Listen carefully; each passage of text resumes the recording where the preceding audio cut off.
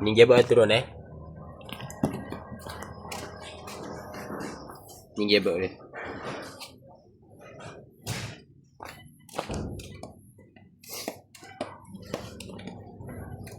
Assalamualaikum.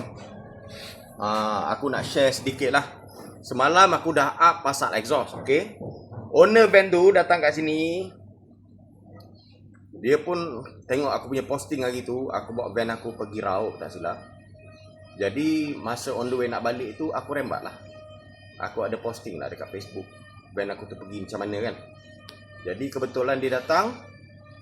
Dia pun test drive van aku. Dan dia cakap, dia nak apa yang aku ada, okay? Banyak juga orang tanya aku, bang, van saya ni bang, memang vanet ni tak boleh pergi ke, dia kata. Memang vanet ni tak laju ke? Okay, sebelum tu aku minta maaf dulu Aku pakai vanet ni dah sangat lama dah. Adik-beradik aku, orang tua aku, family aku memang meniaga pasar malam dulu. Jadi dia pakai vanet ni sangat lama. First time family kita orang pakai vanet tahun 1988. Generation kedua punya.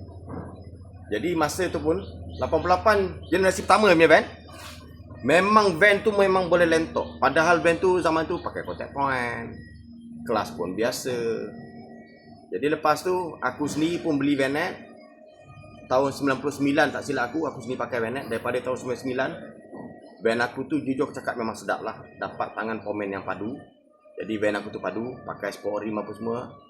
Jujur aku cakap kalau ke Pantai Timur tu aku bawa, zaman tu, zaman jalan lipis lama, 6 jam, 5 jam lebih dah sampai lah. Dah sampai dah Pasir Putih masa tu. Memang aku jamin padu lah. Aku pergi Melaka pun aku pernah hanjut, pergi Melaka.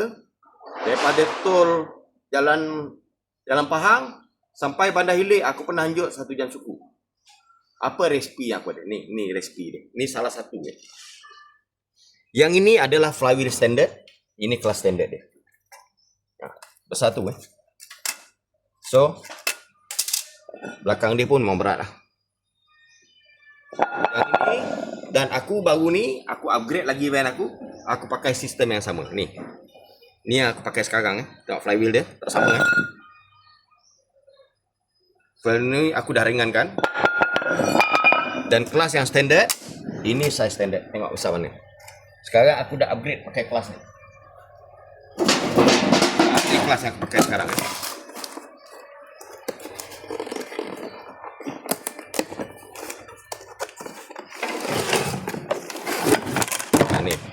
Ni ukuran kelas.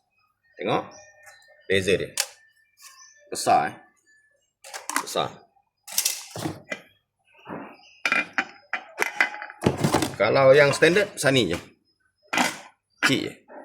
Jadi nanti aku rasa akan ada yang komen, bang boleh pergi ke bang pakai kelas besar? Siapa yang hidup zaman yang merasakan Proton Wira, Proton Saga, Iswara yang upgrade pakai kelas Sport-Touring, dia tahu idea. Itu aku tak tahu generasi bila tu. Kalau generasi sekarang mungkin aku tak tahulah, sebab sekarang ni boleh katakan semua kenderaan semuanya injection, auto. Tapi kalau yang pernah merasa yang pakai kelas Sport-Touring, dia tahu padu macam mana kalau kita upgrade kelas. Jadi ini sedikit lagi resipi kalau korang nak rasa nak padu. Ini pun termasuk Jadi bukan setakat enjin nak kena padu, carburetor nak kena Wira, exhaust dah upgrade, kelas pun nak kena upgrade, baru dia dapat maksimum. Okey, terima kasih.